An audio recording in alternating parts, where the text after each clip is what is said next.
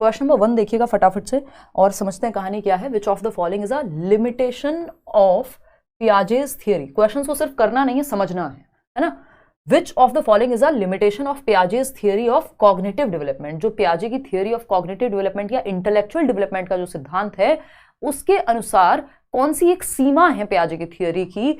यानी वो सचिन और सीमा वाली कहानी नहीं है, ये लिमिटेशन यानी प्रॉब्लम है या जिसकी वजह से चीजें आगे नहीं बढ़ पा रही, रुकावट है एक तरह से पियाजे की थियरी में, वो हमसे पूछा है यहाँ।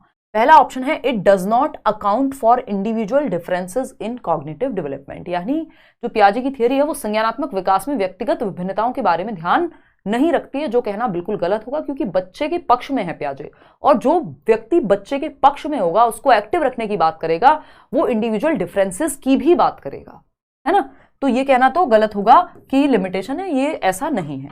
It over emphasizes the role of language in cognitive development. संज्ञानात्मक विकास में भाषा की भूमिका पर अत्यधिक बल दिया है, ये भी कहना गलत होगा, जो कि 45% लोग कह रहे हैं। ये एकदम गलत बात है, ये लिमिटेशन नहीं है, ये पियाजे की थियरी का इंपॉर्टेंट पार्ट ही नहीं है कि उन्होंने बहुत ज्यादा बल दिया हो लैंग्वेज डेवलपमेंट पे, ऐसा नहीं है। जो लोग बैच में हैं या प्रीवियसली अगर यूट्यूब पे देखा हो कि आपको पता है ये 4 फैक्टर्स हैं पियाजे की थियरी में।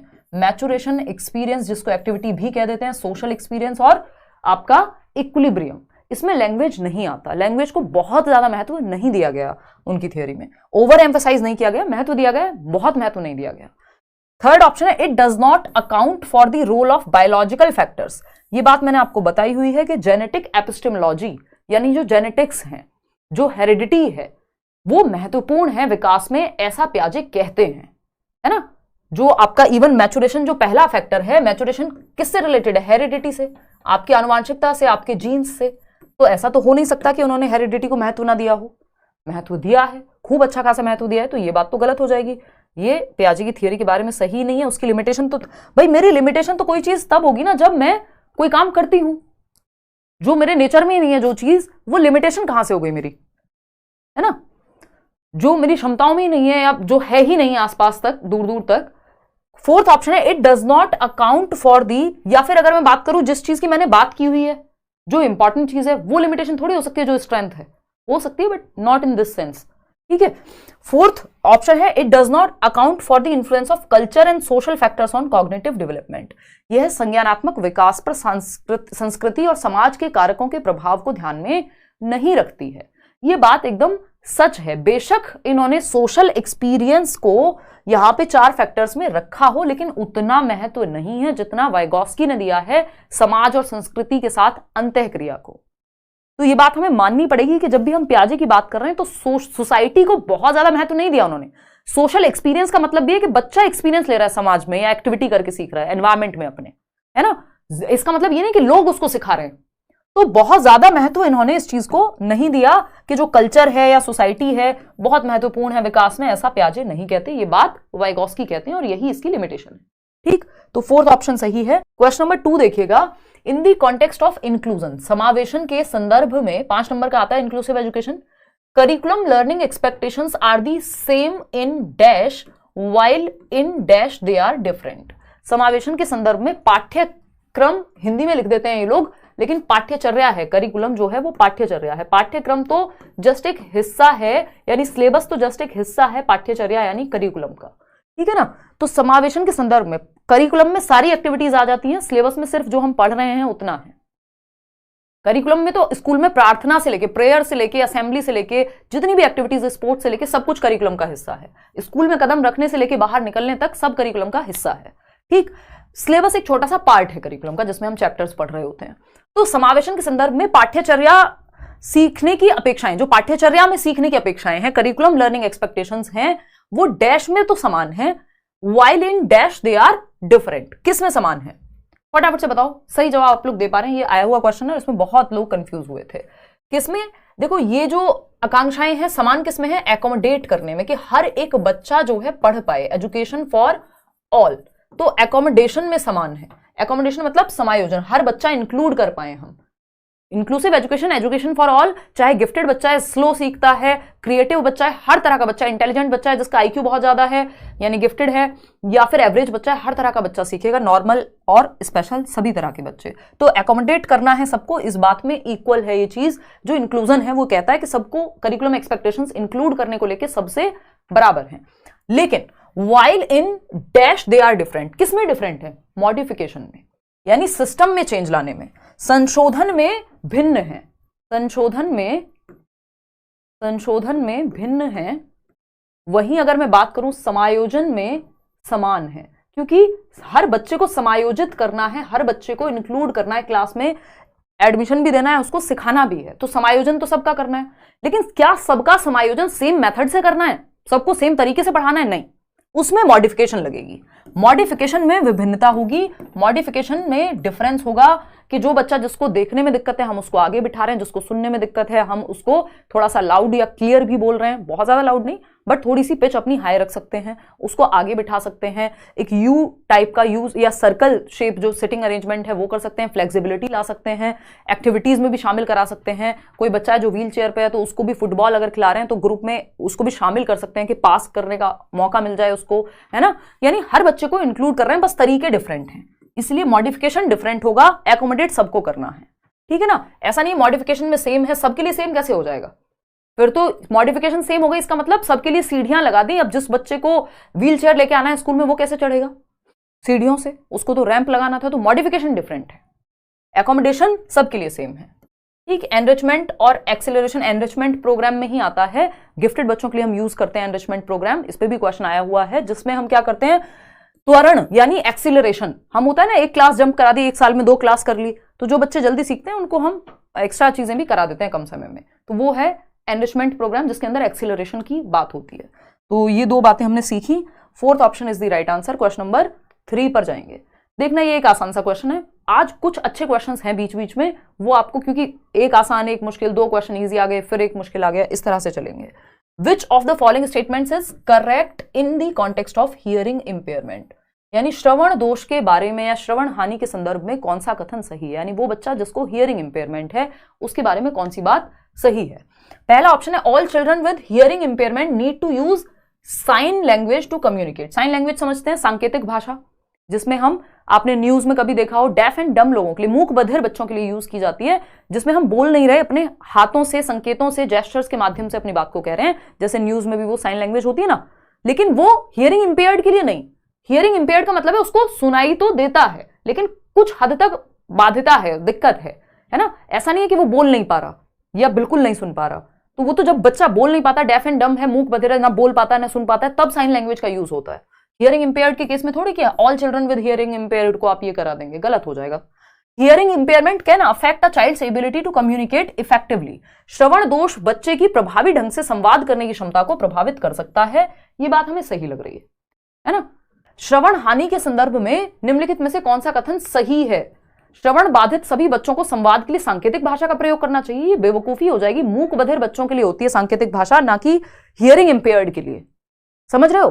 तो क्यों करेंगे भाई साइन लैंग्वेज का यूज? साइन लैंग्वेज का यूज तो डेफ एंड डम के लिए, जो ना बोल सकता है ना सुन सकता है, उनके लिए हम जनरली करते हैं। हियरिंग इंपेयर्ड के लिए थोड़ी करेंगे कि सुनने में दिक्कत है। हियरिंग इंपेयर्ड के लिए तो बहुत सारे तरीके हैं, एक तो वो बोल सकता है, सुनने में तो दिक्कत है, दूसरा क्या है, मशीन्स का इस्तेमाल कर सकते हो जो हियरिंग एड आते हैं। थोड़ा अगर कम दिक्कत है सुनने में, मतलब पूरी तरह से गायब नहीं है जो सुनने की क्षमता है, तो आगे बिठा सकते हो, बहुत सारे तरीके हैं, ठीक। तो ये तो नहीं करेंगे कि सीधा साइन लैंग्वेज का यूज कर दो। बच्चे को, जो भी हियरिंग इंपेयर्ड बच्चा है, श्रवण दोष वाला बच्चा है, उसको प्रभावी ढंग से संवाद करने में, कम्युनिकेट करने में दिक्कत होगी, ये बात सच है।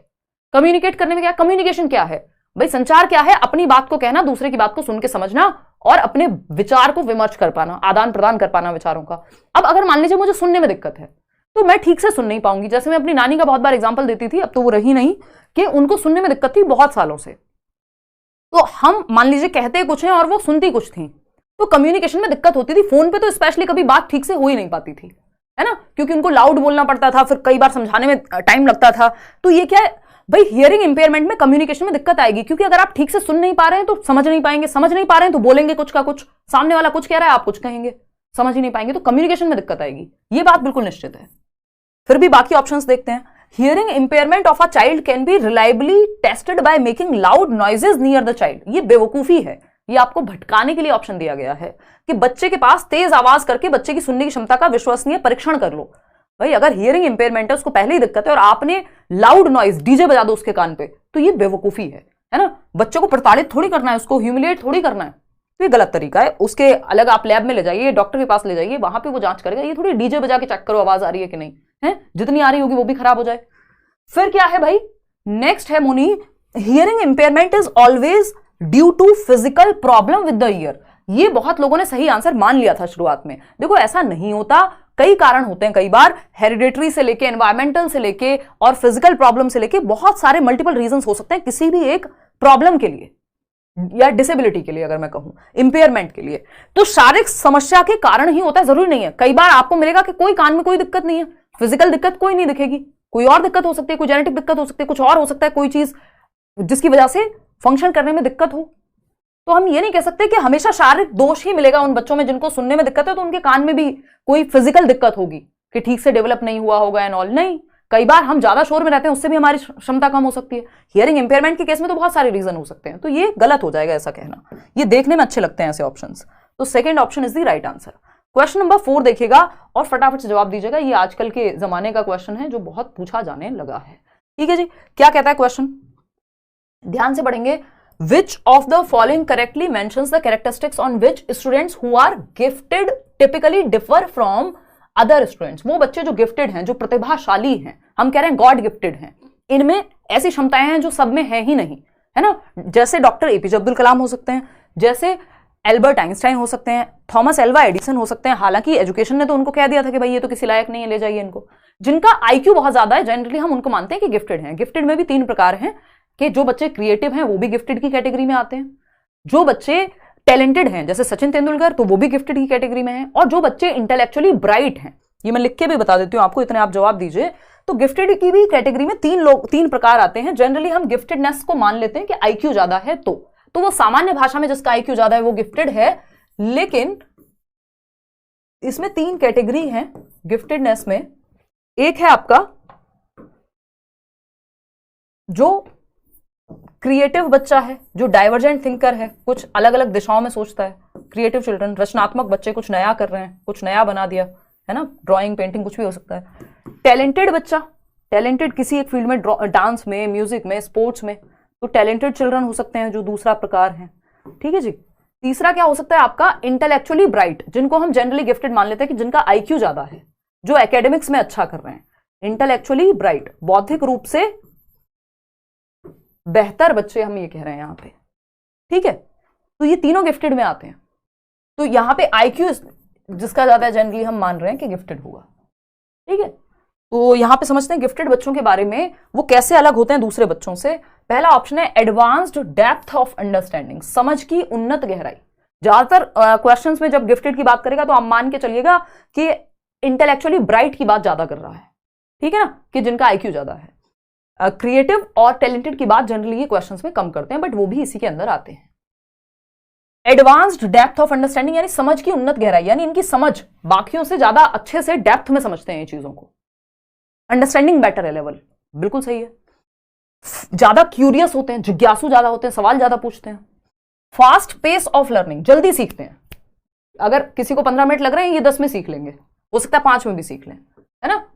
होते ना कुछ बच्चे क्लास में, इतने आप सवाल लिखना शुरू कर रहे हैं, ये कंप्लीट करके आंसर बता देंगे। तो fast pace of learning. Higher dependence on others for understanding, ये नहीं होता कि हायर डिपेंडेंस, दूसरों पर अत्यधिक निर्भरता नहीं होती सीखने के लिए। इनको सीखना है, ये कुछ भी करके सीख लेंगे, तो ऐसा नहीं, अत्यधिक निर्भरता है कि बिना ट्यूशन के पढ़ ही नहीं पा रहे हैं। फिर फोर्थ है रैपिड फिजिकल डेवलपमेंट। देखो इसकी भी कोई गारंटी नहीं होती कि फिजिकल डेवलपमेंट तीव्र शारीरिक विकास ही होगा। अगर हम स्टीफन हॉकिंग की बात कर लें तो क्या उनका शारीरिक विकास बहुत अच्छे से हुआ था? नहीं, है ना। तो जरूरी नहीं है कि हम ये कहें कि शारीरिक विकास बहुत तेजी से ही होगा इनका। तो फर्स्ट और सेकंड सही है, ए एंड बी, जो कि आप लोग सही जवाब दे भी रहे हैं। आगे बढ़ते हैं, फोर्थ ऑप्शन एकदम ठीक है, ऊपर के दोनों ठीक थे कि डेप्थ अंडरस्टैंडिंग होगी, जल्दी सीख जाते हैं चीजों को। क्वेश्चन नंबर 5 देखिएगा। क्वेश्चन नंबर 5 है read the following statement and choose the correct answer. Assertion है कथन और रीजन है कारण। कथन क्या है? Every year Lata a class 7 teacher invites a female maths professor and a male nurse to her class to discuss careers in the fields. हर साल 7वीं कक्षा की एक टीचर है लता, ये पूछा जा चुका है क्वेश्चन, और वो क्या करती है, हर साल एक महिला गणित प्रोफेसर को बुलाती हैं। जैसे फॉर एग्जांपल, क्योंकि ये कहा जाता है कि गणित में महिलाएं कमजोर होती हैं, लड़कियां तो मैथ्स में कमजोर होती हैं, ये स्टीरियोटाइप है, ये कोई फैक्ट नहीं है, ये कोई साइंटिफिक डेटा नहीं है। इसके पीछे रीजंस हैं कि आपने मौके दिए कि नहीं, उनको वो माहौल मिला कि नहीं, और बहुत सारी चीजें हो सकती हैं, बट ये कोई फैक्ट नहीं है। अगर यही फैक्ट होता तो हम शकुंतला देवी की बात करते हैं, या और बहुत सारे मैथमेटिक्स में प्रोफेसर्स मिल जाएंगे तो जो फीमेल्स हैं। तो टीचर क्या कर रही है, ऐसा उदाहरण लेके आ रही है जिससे स्टीरियोटाइप को ब्रेक किया जा सके, जो रूढ़िबद्धता है उसको खत्म किया जा सके।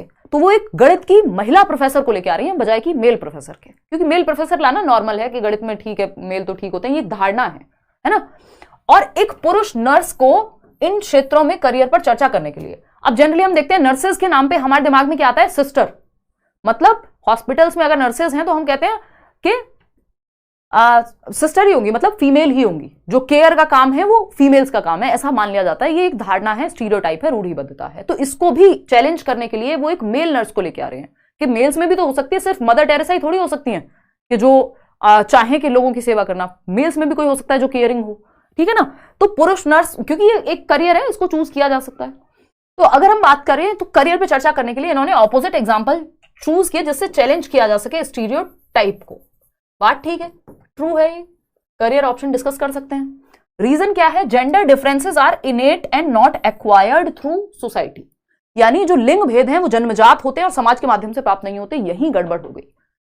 ये मान लिया यदि आपने कि जेंडर डिफरेंसेस तो इनेट होते हैं, यानी ये तो आंतरिक है कि लड़के तो मैथ्स में अच्छे होंगे, लड़कियां कमजोर होंगी, तो ये आंतरिक नहीं होता, एनवायरमेंट का इसमें बहुत बड़ा रोल है। ऐसा नहीं है सोसाइटी के द्वारा एक्वायर नहीं किया जाता। वो जो क्वेश्चन आया था ना इस बार कि पिंक कलर लड़कियों से या डॉल्स से खेलती हैं ज्यादातर लड़कियां, ये पाया जाता है, उसका रीजन क्या है, क्योंकि ज्यादातर सोसाइटी में माहौल वैसा ही दिया गया है, ठीक है ना। तो वो इनेट नहीं है, वो चीज वो सोसाइटी के द्वारा एक्वायर्ड है। बेशक वो बात सही है लेकिन वो फैक्चुअली सही नहीं है। लिंग भेद जन्मजात होता है और समाज के माध्यम से प्राप्त नहीं होता है, ये कहना गलत है। समाज के माध्यम से प्राप्त होता है, तो ये फॉल्स हो गया। तो A is true but R is false, जो कि सेकेंड ऑप्शन है। आप लोग सही जवाब दे भी पा रहे हैं।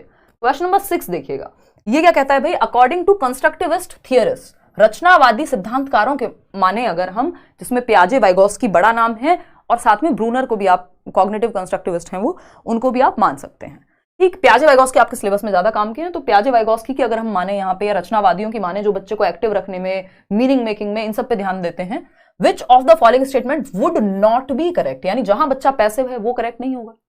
पहला ऑप्शन है learners construct knowledge in their social and cultural context, तो वाइगोस्की मानते हैं, वो भी एक रचनावादी हैं, कि समाज और संस्कृति के संदर्भ में बच्चा ज्ञान का निर्माण करेगा। बात सही है। नॉलेज इज सब्जेक्टिव, यानी नॉलेज व्यक्ति परक है। मेरा इंटरेस्ट किसी चीज में तो मैं उस चीज में ज्यादा जानती होंगी, किसी और का म्यूजिक में तो वो म्यूजिक के बारे में जानता होगा, किसी को गाड़ियों का शौक है तो वो गाड़ियों के बारे में ज्यादा जानता होगा, तो सब्जेक्टिव हो गई, ठीक। Learners need to be extrinsically motivated to ensure effective learning, ये बात हम कर चुके हैं बैच में भी कि भाई जो कंस्ट्रक्टिविज्म है, पियाजे हैं, वाइगोस्की हैं, वो रिवॉर्ड पे, पनिशमेंट पे, रीइंफोर्समेंट पे, एक्सटर्नल मोटिवेशन पे कि नंबर्स की वजह से लालच में पढ़ लो, रिवॉर्ड के लिए पढ़ लो, इन सब की बात नहीं करेंगे। वो बच्चों को एक्टिव रखने की बात करेंगे, बिना रिवॉर्ड के, बिना पनिशमेंट के, बिना एक्सटर्नल मोटिवेशन के। वो इंट्रिंसिक मोटिवेशन को बढ़ावा देंगे बजाय कि एक्सटर्नल के, कि बाहर से लालच में पढ़ लो, कि साइकिल मिलेगी इसलिए पढ़ लो, नंबर 1 आओगे इसलिए पढ़ लो, इन सब पे ध्यान नहीं देते। रचनावादी ज्ञान की रचना पे फोकस करते हैं, बच्चे को एक्टिव रखने पे फोकस करते हैं। एक्सेलेंस के पीछे भागोगे तो क्या होगा, सक्सेस झक मार के पीछे आएगी। 3 इडियट्स का डायलॉग है, वो रचनावाद को सही तरीके से यहां पे जस्टिफाई करता है, उल्टा नहीं है इसका। प्लूरलिस्टिक होती है नॉलेज और मल्टीपल हो सकती है, हाँ बात सही है। तो यहां पे एक ही चीज गलत है, जो गलत है वही सही है, क्योंकि नॉट लिखा हुआ था, तो थर्ड ऑप्शन गलत था। क्वेश्चन नंबर 7 देखिएगा एक बार, what is the role of evidence in critical thinking, आलोचनात्मक चिंतन में। आलोचनात्मक चिंतन बहुत जरूरी है आजकल, नेशनल एजुकेशन पॉलिसी भी कह रही है, हालांकि पहले से एक क्वेश्चन आता रहा है सीटेट में, नेशनल एजुकेशन पॉलिसी के आने से पहले से आलोचनात्मक चिंतन पे एक क्वेश्चन आता रहा है।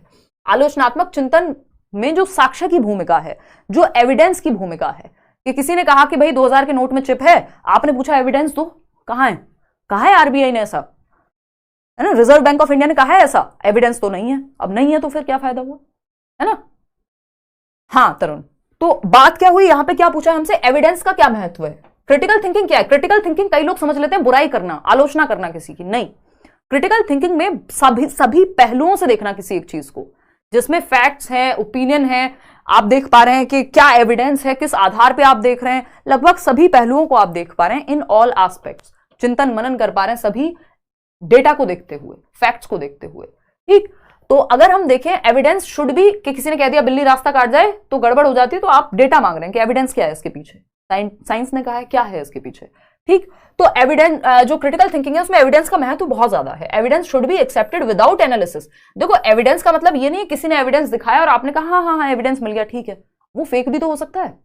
आजकल अगर हम देखते हैं इतने सारे जो हम स्टिंग ऑपरेशंस देखते हैं या फिर बहुत सारी ऐसी चीजें इंटरनेट पे, फेक वीडियोस, डीप फेक का जमाना है आजकल, तो वो विदाउट एनालिसिस अगर आपने मान लिया कि ये हाँ इस व्यक्ति की ये वीडियो वायरल हुई है, इसी ने ऐसा कहा होगा, हो सकता है वो एआई से बना करके किसी ने दी हो, तो वो एविडेंस का एनालिसिस नहीं किया आपने, यानी आपने ये नहीं देखा ये फेक आईडी है कि असली आईडी है। तो जब तक आप सोचेंगे नहीं, साक्ष्य के बिना विश्लेषण के अगर आपने स्वीकार कर लिया तो फिर क्रिटिकल थिंकिंग नहीं है, फिर तो वो क्रिटिकल थिंकिंग कहेगी ही नहीं जाएगी, क्योंकि वहां सही डेटा नहीं है। Evidence should be evaluated in a logical and systematic way. जो साक्ष्य हैं, जो एविडेंस हैं, जो साक्ष्य प्रेजेंट किए गए हैं, उनका मूल्यांकन तार्किक और व्यवस्थित तरीके से किया जाना चाहिए कि क्या ये सही है, क्या ये इमेज, अगर आप कोर्ट में भी कुछ पेश कर रहे हैं तो उसका भी एनालिसिस होगा प्रॉपर कि वो फेक तो नहीं है कोई चीज, कि आपने अपनी तरफ से बना दी हो, क्रिएट कर दी हो। तो साक्ष्यों का मूल्यांकन जो है वो लॉजिकल और सिस्टमैटिक वे में किया जाना चाहिए, ये बात तो सही है। एविडेंस इज इररेलेवेंट, इररेलेवेंट नहीं हो सकता, रेलेवेंट है, इग्नोर नहीं कर सकते हम, शुड बी इग्नोर्ड नहीं, should not be ignored, it is significant, important, महत्वपूर्ण है जो साक्ष्य है, बस एनालिसिस करना है प्रॉपर उसका कि वो सही भी है या नहीं। क्वेश्चन नंबर 8 देखिएगा, थोड़े से लेंदी है क्वेश्चन, लेंदी ही पूछे जाते हैं पेपर में। क्वेश्चन नंबर 8 देखिएगा, असर्शन क्या है इसमें, जीन पियाजे and Lev Vygotsky differ in their perspective on the influence of language on cognitive development in children. Jean पियाजे और लेव वाइगोस्की जो हैं वो बच्चों में रचनात्मक संज्ञानात्मक विकास पर भाषा के प्रभाव पर अपने दृष्टिकोण में भिन्न है। यानी वाइगोस्की कहते हैं language is the greatest tool, यानी भाषा जो है एक सबसे बड़ा यंत्र है जिसके माध्यम से संज्ञानात्मक विकास हो सकता है। पियाजे कहते हैं संज्ञानात्मक विकास से भाषा कई बार डेवलप हो रही होती है। तो ये विभिन्न तरह से सोचते हैं, अपने थॉट और लैंग्वेज, विचार पहले आता है कि भाषा पहले आती है, उस पर भी वो अलग सोचते हैं। तो ये बात तो ट्रू है, ये भिन्न सोचते हैं, डिफरेंट। रीजन क्या दिया है इसका, in discovery learning teacher provides opportunities and students derive information for themselves. यानी जो अन्वेषण शिक्षण है जिसमें डिस्कवरी करके बच्चा सीखता है, उसमें बच्चों को अवसर दिए जाते हैं और वो खुद से सीखते हैं चीजें, है ना। मतलब यहां पे बात कुछ हम क्या कर रहे हैं, ऑरेंजेस को कंपेयर कर रहे हैं एप्पल्स से, कि भाई यहां कुछ बात ही नहीं चल रही, यहां जीन पियाजे और वाइगोस्की की बात हो रही थी, यहां डिस्कवरी लर्निंग पे ले गए। तो ये बात तो सही है कि डिस्कवरी लर्निंग में ऐसा होता है, लेकिन ये इस कथन का रीजन सही नहीं है। तो both A and R true, भाई अपना अपने अपने आप में सही है ना। सीमा भी सही है, सचिन भी सही है, बट एक दूसरे के लिए सही नहीं है। अगर नहीं बन रही तो, या कोई और नाम ले लो आप, तो क्या होगा, फिर बात नहीं बनेगी, कहानी बिगड़ जाएगी, ब्रेकअप। ठीक, both A and R true but R is not the correct explanation of A. सही एक्सप्लेनेशन नहीं है, सही व्याख्या नहीं करता आर एक ही, बाकी दोनों सही हैं अपनी अपनी जगह पे, स्टेटमेंट सही है अपने आप में। क्वेश्चन नंबर 9 देखिएगा, फटाफट से जवाब दीजिएगा। In a progressive classroom the students, जो एक प्रगतिशील कक्ष है, प्रगतिशील किस लिए कह रहे हैं, क्योंकि बच्चा एक्टिव है, चाइल्ड सेंटर्ड है, बाल केंद्रित है। जॉन डुई को याद कीजिए, लर्निंग बाय डूइंग की बात करता है, बच्चे को एक्टिव रखने की बात करेगा, प्रोग्रेसिव एजुकेशन। बात सही है नहीं, क्या कहता है भाई, do not ask many questions, बच्चे क्वेश्चंस नहीं पूछते। भाई बच्चे को फ्रीडम है, बच्चा क्वेश्चन पूछता है प्रोग्रेसिव एजुकेशन में, ये गलत हो जाएगा। Ask questions to the teacher, शिक्षक से प्रश्न पूछते हैं, हाँ पूछते हैं भाई, ये बात सही है। आस्क, बच्चा और टीचर दोनों एक्टिव है, ये क्वेश्चन भी पूछा जा चुका है, both teacher and students are active. भाई टीचर भी एक्टिव है और बच्चे भी एक्टिव हैं, उसी को हम प्रोग्रेसिव या चाइल्ड सेंटर्ड क्लासरूम कहेंगे। चाइल्ड सेंटर्ड का मतलब यानी बाल केंद्रित का मतलब ये नहीं कि सिर्फ बच्चे ही एक्टिव हैं, दोनों एक्टिव हैं। तो टीचर से क्वेश्चन पूछते हैं बच्चे, आपस में क्वेश्चंस पूछते हैं अपने पीयर्स से, अपने सहपाठियों से, खुद से भी क्वेश्चन पूछते हैं, खुद से भी डाउट सॉल्व करते हैं। तो बी सी डी तीनों बातें सही है, यानी थर्ड ऑप्शन यहां पे सही। तो एक क्वेश्चन प्रोग्रेसिव एजुकेशन से जरूर आता है, मिनिमम, ज्यादा भी आते हैं कई बार। क्वेश्चन नंबर 10 देखिएगा, ये क्या कहता है, वही असर्शन और रीजनिंग वाला सवाल है, फटाफट से देखते हैं। असर्शन यानी कथन क्या कहता है, considerable variations exist in developmental rates among children, बच्चों के बीच विकास दर में काफी विभिन्नताएं होती हैं। यानी अगर 2 बच्चे हैं, 3 बच्चे हैं, तीनों ही 1.5 साल के हैं, तो जरूरी नहीं है कि तीनों सेम लेवल की भाषा सीख चुके हों, तीनों ने चलना शुरू कर दिया हो सकता है किसी ने 2 महीने पहले चलना शुरू कर दिया, किसी ने बोलना जल्दी शुरू कर दिया, किसी ने कुछ और। इसका मतलब क्या हुआ कि दर में भिन्नता पाई जाती है। स्टेज सेम है, दर में भिन्नता है, ये बात तो सही है। ये डिफरेंस होता है रेट में, भाई रेट तो सेम नहीं होता ना, स्टेज सेम होती है, पेस डिफरेंट है, स्पीड डिफरेंट है विकास की। कारण क्या है इसका? Developmental differences are an inevitable result to complex interaction of genetic and experiential variations. Experiential का मतलब है एनवायरमेंट, जो अनुभव ले रहा है बच्चा, तो हेरिडिटी, और जेनेटिक्स का मतलब हेरिडिटी है ही, आनुवांशिकता। अब ये किस वजह से होते हैं अंतर? दर में जो भिन्नता है, जो उनको हेरिडिटी से मिला है और जैसा एनवायरमेंट मिला है, उन दोनों की अन्योन्य क्रिया से दर में भिन्नता पाई जाती है। यही 2 रीजन है, या तो हेरिडिटी या एनवायरमेंट, या इन दोनों का इंटरेक्शन, तीसरा कोई रीजन नहीं है आपके जीवन में। तो both A and R are true and R is the correct explanation of A, जो कि 4th ऑप्शन में आप लोग कह पा रहे हैं। तो ये बात ठीक हो गई। चलिए फिर आगे बढ़ते हैं क्वेश्चन नंबर 11 पे। क्वेश्चन नंबर 11 क्या कहता है, फटाफट से पढ़ेंगे। क्या है भाई question number 11? Which principle of development, विकास के कई सारे सिद्धांत पढ़े हैं हमने, is illustrated in the following statement. Children who are deprived of a conducive environment for learning language in their early years have some difficulty in picking language later in life। यानी वो बच्चे जो अपने शुरुआती वर्षों में, जिनको भाषा के सीखने के लिए अच्छे मौके नहीं मिलते, उनके आसपास लोग उनसे बातचीत नहीं करते, उनको मौका नहीं दिया जाता बोलने का, तो भाषा के विकास में उनके दिक्कत आ सकती है। कल को अनुकूल माहौल अगर नहीं मिल रहा, डिबेट का, डिस्कशन का, चर्चा का, परिचर्चा का, है ना, उन्हें जीवन में बाद में भाषा चुनने में दिक्कत होती है, भाषा पे उनकी पकड़ बहुत अच्छी ना हो, ये पॉसिबल है। Picking up a language in later in life, यानी कोई भी नई भाषा सीखनी है तो उसमें दिक्कत होगी, क्योंकि शुरुआत में भाषा, जो जीवन के शुरुआती साल हैं, जो चॉम्स्की भी कहते हैं, वहां ईजी होता है भाषा को सीखना बाद के ईयर्स के मुकाबले। Language and cognition are completely interrelated. देखो यहाँ लैंग्वेज और कॉग्निशन की बात नहीं हो रही है, यहाँ एनवायरमेंट की बात हो रही है कि सही एनवायरमेंट मिला है कि नहीं, है ना। Development of language is totally dependent on genetics, ऐसा नहीं है, एनवायरमेंट का अच्छा खासा रोल होता है भाषा के विकास में। Development is disorderly, development disorderly नहीं हो सकता, ऑर्डर में होता है, सीक्वेंस में होता है। ऐसा थोड़ी होता है कि कभी बूढ़े हो गए कभी जवान हो गए, एक सीक्वेंस है, एक सीक्वेंस है, ठीक है। मोनू और सोनू से बात मत करो, तोमर साहब पढ़ लो। देखो एक बार, देयर इज सेंसिटिव, कुछ लोग तो अपना कमेंट्स में अपने ही चक्कर में लगे रहते हैं। There is sensitive period of language development, there is sensitive period for language development, या there is sensitive period of language development। भाषा विकास के लिए एक संवेदनशील काल है, जब सही माहौल यदि मिले तो बहुत अच्छे से बच्चा भाषा सीख जाएगा। तो भाषा के विकास का संवेदनशील काल होता है जो अर्ली चाइल्डहुड ही होता है, जो शुरुआत के 6 साल हैं आपके जीवन के, वो बहुत महत्वपूर्ण है भाषा विकास की दृष्टि से, जो क्रिटिकल है। तो इसलिए 4th ऑप्शन, बाद में दिक्कत होगी यदि ये शुरुआत के 6 साल में अच्छा माहौल नहीं मिला, या 10-12 साल तक मैक्स टू मैक्स। जो लैंग्वेज एक्विजिशन डिवाइस है वो भी इन्हीं सालों में सबसे ज्यादा एक्टिव होता है नॉम चॉम्स्की के अनुसार। क्वेश्चन नंबर 12 देखना, what does inclusive education entail. भाई 5 नंबर का है समावेशी शिक्षा, क्वेश्चंस भी ज्यादा होने चाहिए एक सेट में। तो समावेशी शिक्षा का तात्पर्य क्या है? पहला ऑप्शन है सेग्रीगेशन, जहां सेग्रीगेशन दिख जाए इसका मतलब समावेशी शिक्षा के अगेंस्ट है ये बात। Segregation is against the law of nature, जो अलगाव है वो प्रकृति के नियमों के खिलाफ है। जैसे प्रकृति या मदर नेचर हम कहते हैं ना, तो अगर बारिश हो रही है तो सब पे एक साथ होगी, अगर आप एक जगह पे खड़े हुए हैं, हवा चलेगी सबके लिए एक साथ चलेगी, सूरज निकलेगा सबके लिए, चाहे कोई देख सकता है नहीं देख सकता है, चल सकता है नहीं चल सकता है। उसी तरह से स्कूल्स भी सबके लिए होने चाहिए, एजुकेशन भी सबके लिए होनी चाहिए, यानी इंक्लूसिव होनी चाहिए, समावेशन करे जो हर बच्चे का, चाहे वो गिफ्टेड हो, बैकवर्ड हो, कुछ भी दिक्कत है उसको। तो सेग्रीगेशन एंड कैटेगराइजेशन, लेबलिंग करना, बच्चे पे ठप्पा लगाना गलत तरीका है। अलगाव नहीं, इंक्लूजन चाहिए। स्टैंडर्ड करिकुलम नहीं, फ्लेक्सिबल करिकुलम चाहिए, ये भी गलत हो गया। Provisioning of only vocational education to learners with special needs, जिन बच्चों को विशेष आवश्यकताएं हैं उनको सिर्फ क्या करेंगे हम, वोकेशनल एजुकेशन के थोड़ी बहुत स्किल्स सिखा दें, जबकि हम मेंटली रिटार्डेड बच्चों के लिए वोकेशनल एजुकेशन रखते हैं, सारे स्पेशल बच्चों के लिए नहीं, है ना। स्पेशल बच्चा जो नॉर्मल से अलग है, वो गिफ्टेड हो सकता है, वो आपका विजुअली इंपेयर्ड हो सकता है, हियरिंग इंपेयरमेंट हो सकता है, सुनने में दिक्कत हो। तो यहाँ फ्लेक्सिबिलिटी एक पॉजिटिव टर्म है। Flexibility in the curriculum as a result of recognition of individual differences, व्यक्तिगत विभिन्नताओं की पहचान के परिणाम स्वरूप पाठ्यक्रम में लचीलापन होना चाहिए। कि अगर एक बच्चा है जो मैथ्स में अच्छा है तो उसको मैथ्स के लिए माहौल मिले, एक बच्चा है जो स्पोर्ट्स में अच्छा है तो उसको स्पोर्ट्स के लिए माहौल मिले। तो ये चीज का ध्यान रखना है कि इंडिविजुअल डिफरेंसेस होंगे और अलग अलग आवश्यकताएं होंगी। 4th option is the right answer. Question number 13 देखिए और जवाब दीजिए। Development is a dash process that begins at dash. फटाफट से बताइए पूछा है डेवलपमेंट डैश है, विकास एक डैश प्रक्रिया है जो कब से शुरू होती है, तो आपको पता है गर्भाधान से शुरू हो जाती है, कॉन्सेप्शन से, है ना, माँ के गर्भ से, वूम्ब से शुरू हो जाती है और टूम्ब तक चलती है।